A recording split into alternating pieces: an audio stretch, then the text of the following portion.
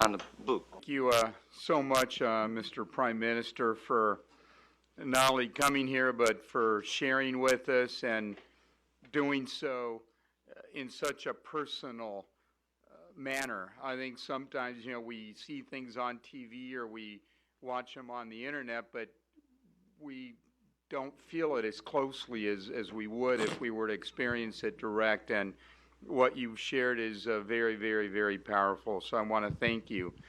I also want to tell folks that, this is streaming live. Supervisor Roberts just passed me a note, and there's about 1,000 people watching live, but it's now being tweeted to 20,000 people. And that was a few minutes ago, so, by the time we're done in a couple hours, it's going to be a whole lot more folks watching. And talking about what we can expect as we go forward, by about 11 o'clock or so, I want to see if we can't have a panel discussion. We'll go for 30 minutes. Then you'll get 30 minutes to ask us all questions. And so we have 3 speakers right now that we're going to be hearing from before we get to that 11 o'clock timetable. The first is going to be Gregory Jaczko, and I think he's a very, very courageous man, and let me tell you why. He's sitting right next to the Prime Minister. That's not why he's courageous. He's courageous because of what he did, and let me tell you part of what he did. He was first sworn as commissioner of the U.S. Nuclear Regulatory Commission on January 21st of 2005. Then on May 13th of 2009, President Obama designated him as the organization's chairman. So when you're chair of the NRC, that's a very important position. And in that position, he was serving during the Fukushima crisis, and he recommended that American citizens in Japan, 50 miles outside of Fukushima, be evacuated. And that was his recommendation when this was occurring. Then on February 9th of 2012, there was a vote that came before the NRC, and he became the lone dissenting vote.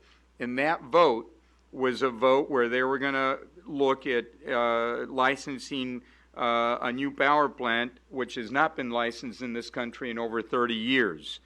And on that date, the NRC voted 4-1, with Gregory Jaczko being the only dissenting vote, to allow the Atlanta-based Southern company to build and operate 2 new nuclear power reactors at a site right outside of the city there in Georgia. And part of what he cited was that, that he could not support issuing this license as if Fukushima had never happened. In other words, let's go ahead and issue the license and learn no lessons from what occurred. And so, yes, we should applaud. So it is difficult to be a dissenting vote, but it is important to do what one believes to be right. And in this case, in essence, it cost him his seat on the NRC in the sense that it caused so much friction with the other commissioners that he chose to move to a different capacity. And since he's been appointed as a post of the congressional panel overseeing the National Nuclear Security Administration. So please join me in welcoming Gregory Jaczko.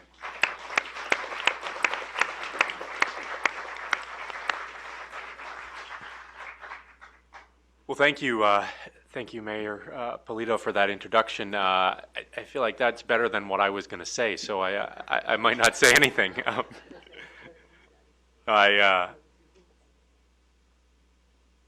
It's a tremendous honor for me to be here in Southern California, and I want to thank a few people before I begin. First of all, I want to thank Prime Minister Khan, not only for his leadership during the Fukushima accident, but really for his leadership afterwards.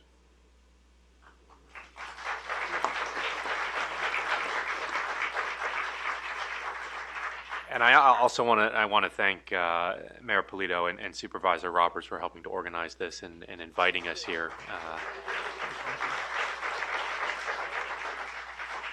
In all the times that I visited Japan and with all the efforts related to the accident, this is the first time that I've sat next to Prime Minister Khan, and so it's a wonderful opportunity to be able to do that, and I want to thank everyone who made that possible.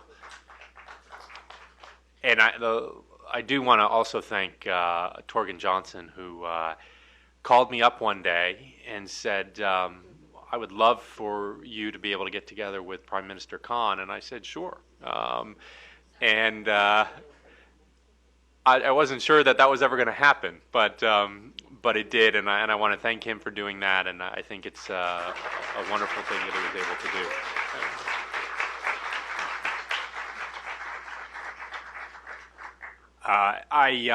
I also want to thank Friends of the Earth and Physicians for Social Responsibility who helped to organize. I know putting an event like this together takes a tremendous amount of work, so I thank everybody who was involved. The accident in Fukushima was certainly nothing that I ever anticipated happening. I woke up the morning of March 11th with a call from the Operations Center at the Nuclear Regulatory Commission telling me that there had been an earthquake in Japan. The earthquake was a very large earthquake. And there was the potential, as I was told at that time, that there could be a large tsunami associated with that earthquake. Months after the accident, I was asked when I was first told about the accident and where I was and what I was doing, and I couldn't really remember because it wasn't that eventful what I was told at that very first phone call. The NRC at the beginning was most worried about plants here on the West Coast, Diablo Canyon and San Onofre, because of the possibility of the tsunami. We were focused initially on making sure that the tsunami, when it hit the West Coast, didn't create any problems for plants in the United States.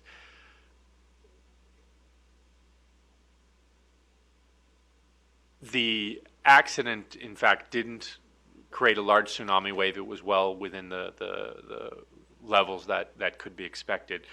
But it did certainly have significant ramifications for how we look at nuclear power in this country. So I want to spend a little bit of time talking about my thoughts about how I think we should look at nuclear power after this accident. And of course, it's always easier looking back to be right and to be better, but that doesn't prevent you from doing things and from needing to take action. The first important lesson that I think we need to remember and think about is that accidents do happen. That's a very cliche phrase, but it's something that we need to remember and we need to keep in mind. As I was learning about the accident in Fukushima, I often would ask the staff of the NRC why we weren't thinking of that, or why we hadn't prepared for that, or why we weren't ready to deal with something like that. And sometimes the answer was we had thought about it, but we didn't think it was going to happen, or we thought it was so unlikely that it would happen that we couldn't require people to take action and to do something to address it. I think that's a very, very important lesson, and that the accidents do happen.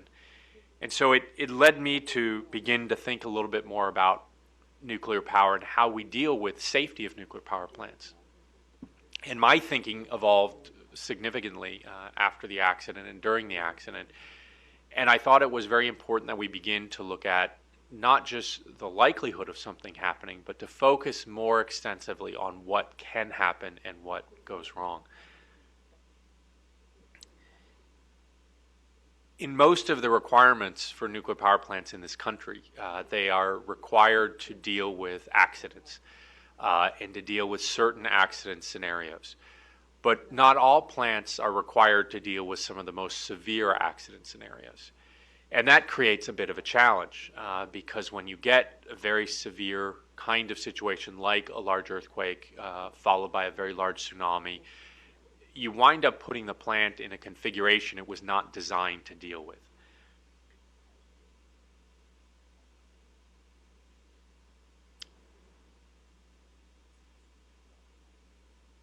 And as Prime Minister Khan said, in general, nuclear power plants can be shut down, but they don't easily turn off. There are natural radioactive decay processes that need to happen that take time, and they take additional cooling methods to address. The accidents that are looked at for nuclear power plants don't always consider all of those scenarios in which you have a very damaged process, you have a very damaged cooling system. In that case, the plants are not designed naturally to be able to cool and lead to the kinds of severe accidents that we saw at Fukushima. Where I think we have such important lessons to learn is that we have known that for a long time. People familiar with nuclear power and the technical experts understand that when you lose electric power for a long period of time, it's something we call a station blackout event, that will almost always lead you to a large release of radiation. But what was missing was the appreciation that that could in fact happen. And for many people, what happened at Fukushima was a wake-up call. That this scenario, which had been looked at and postulated, but always believed to be of such low probability that it did not need to be addressed, could in fact happen. So the other big issue that I think we need to look at and think about is the role of probability in looking at accidents and how we think about that and how we think about that in terms of risk. It's very difficult to try and figure out in a finite world with finite resources where you can best put your resources to make things better. Nuclear power plants are no different. So a lot of methodologies were developed over the years under the name of risk analysis to try and figure out how do we best allocate resources. Where should we put finite dollars in a way that maximizes our ability to do good things, to enhance safety, to make things better. And over the years, that risk analysis was largely developed to deal with nuclear power plant accidents, to try and give a perspective for accidents relative to other kinds of hazards. But I think over time, what has happened is that because those exercises were so theoretical in nature, it was very difficult for them to be applicable in practical decision making. So over the years, we began to rely more and more on the fact that things were not likely to happen, and as a result, we didn't need to spend money to address them. Clearly, the accident at Fukushima told us otherwise. And if there's nothing more significant to think about, it's the cost of the accident itself. A recent assessment that was done by the American Nuclear Society, which is a very credible organization made up of nuclear professionals, estimated in a report that they did following the accident that the overall cost, including economic costs, loss of activity, the loss of viable use of land, is approximately $500 billion.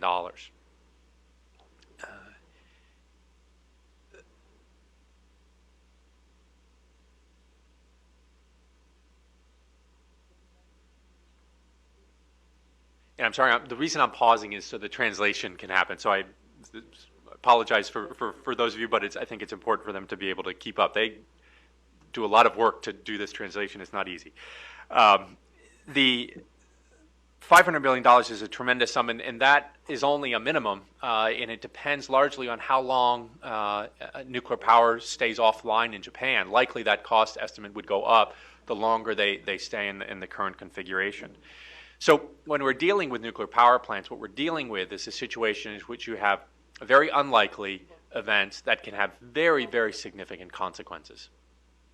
And what I've come to realize is that the usual ways of analyzing this with risk analysis is not very useful, because most of the time things don't happen and things don't go wrong.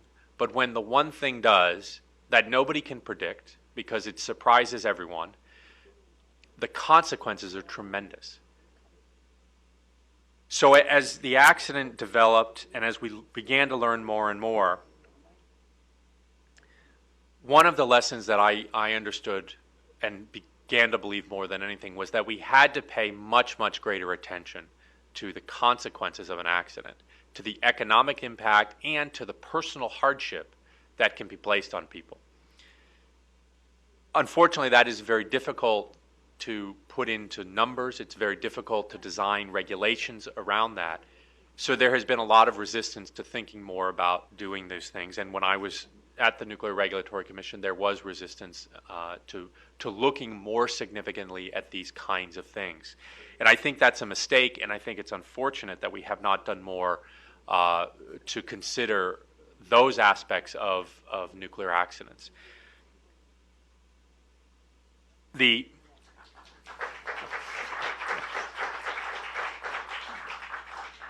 And I would like to tell you a very personal story, if I could, about, I think, how these accidents play out and what it means for people in Japan and throughout the world.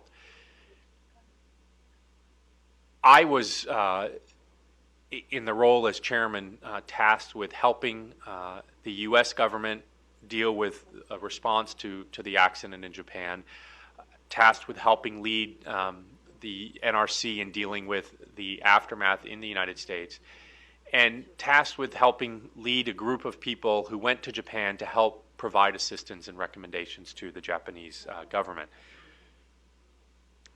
After I left my job as chairman of the Nuclear Regulatory Commission, I was invited to go to Japan. And I went to visit with some people who had been evacuated from the site around Fukushima. And I think it was a very significant experience for me, because it is very easy in the position of chairman to look at numbers, to look at all of these issues in a very objective and simple manner.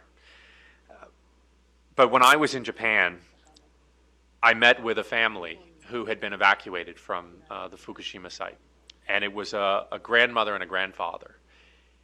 And they showed me a picture on the wall of their children and grandchildren. And I recently had a son, not before I went on this trip, but after the trip. And the importance of family is something that's very, very significant for people.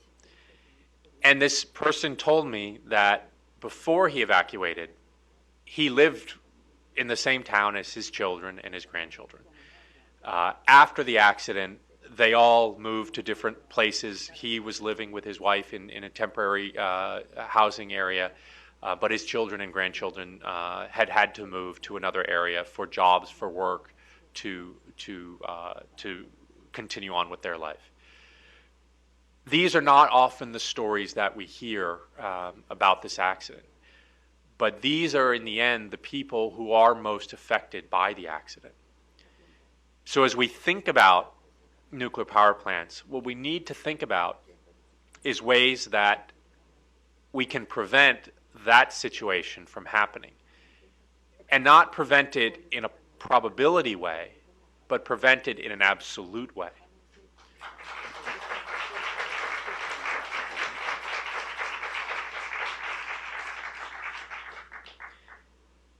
Now, I think that there are ways to do that. I think that there are ways to design nuclear power plants to be able to meet that criteria.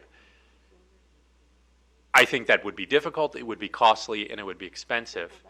But if nuclear is going to be an energy source that is used, I think we have to finally make the rules such that there will never be another evacuation from a nuclear power plant accident. not a low likelihood of no evacuation, but no evacuation.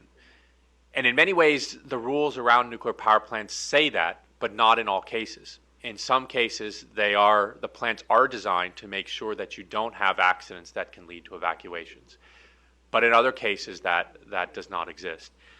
So as we look at the lessons, that is, I think, one of the most significant lessons, is the importance of considering the economic consequences and the economic impact of an accident. Now, I will say that as we look at the current fleet of nuclear reactors in this country, I think it's very important that we appreciate in the United States that many of the plants that we have are aging, that these plants, many of them were designed over 60 years ago, 50 to 60 years ago. The technology is very old and it's very outdated. And I think it's time that we begin to reconsider prolonging the lifetime of many of these reactors.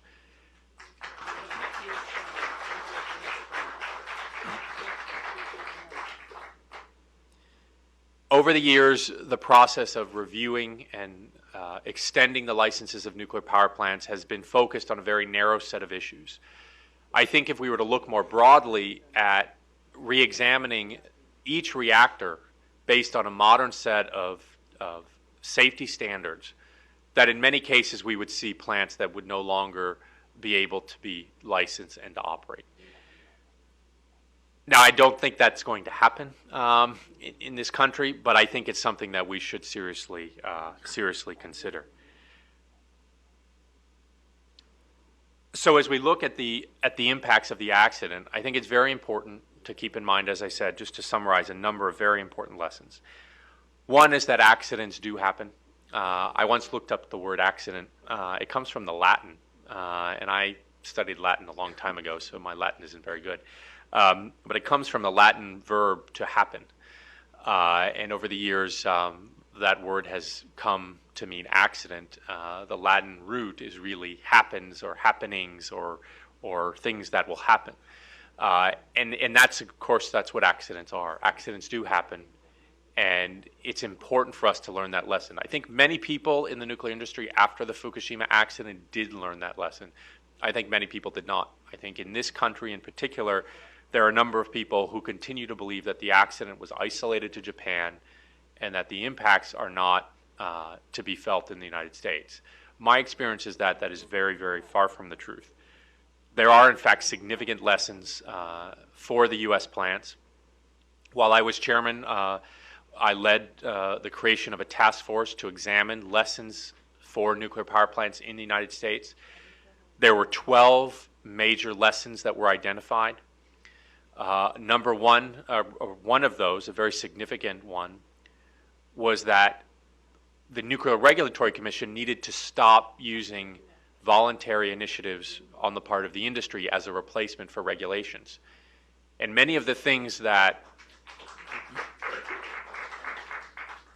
failed in the plants in Japan were elements of reactor design that were voluntary requirements in the United States.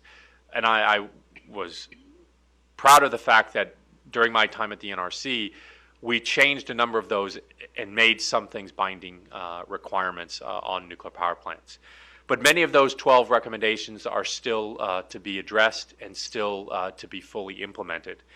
And so I think as we go forward, it's vital that we continue to focus on implementing those 12 recommendations and make sure that nuclear power plants that are continuing to operate do so with the full benefit and the full implementation of the lessons that we learned from the accident in Fukushima.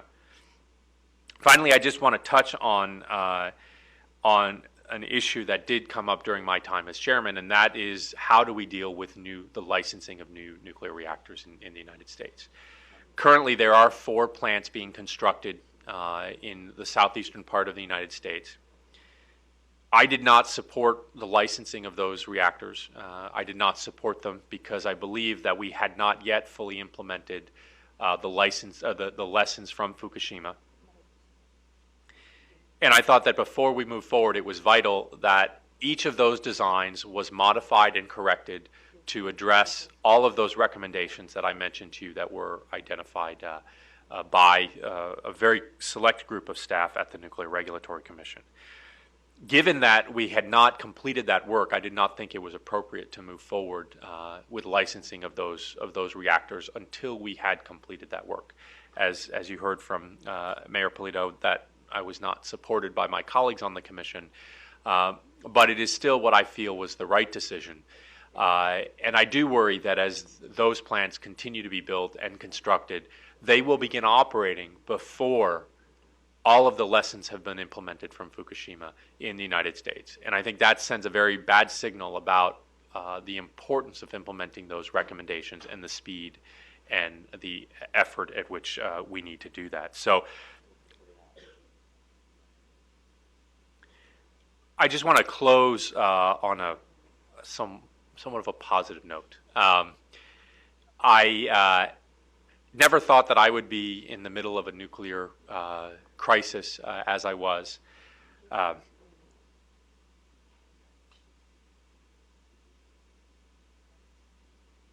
But one of the things that I did see during that crisis was the true courage that resides within almost all people. I saw the courage of Prime Minister Khan as he dealt with a very difficult situation in Japan. I saw the courage of the Japanese people as they recovered from what was a tremendous, tremendous tragedy in their country, and not just the nuclear accident, but the tsunami itself. And I have seen many people who have stood up and who have said what they believed and what they have fought for. And I've seen many people stand with me as I did what I believed and what I thought was right. And I have developed strong bonds with people in Japan who have dealt with this. And throughout this, I have just been reminded repeatedly of the courage of the human spirit to overcome obstacles and to overcome hardship and tragedy. And as difficult as the accident in Japan was and the tsunami was, I have seen and been inspired by the people there as they have moved to recover and move forward and address their future in a brighter way. And I think that is perhaps the greatest lesson that we can all take from what happened there, is the resilience of those people to deal with the tragedy and to move forward and to continue on with their lives. So again, I thank everybody for inviting me to be here, and I'm really thrilled, and I look forward to the discussion and the questions that we'll have. Thank you.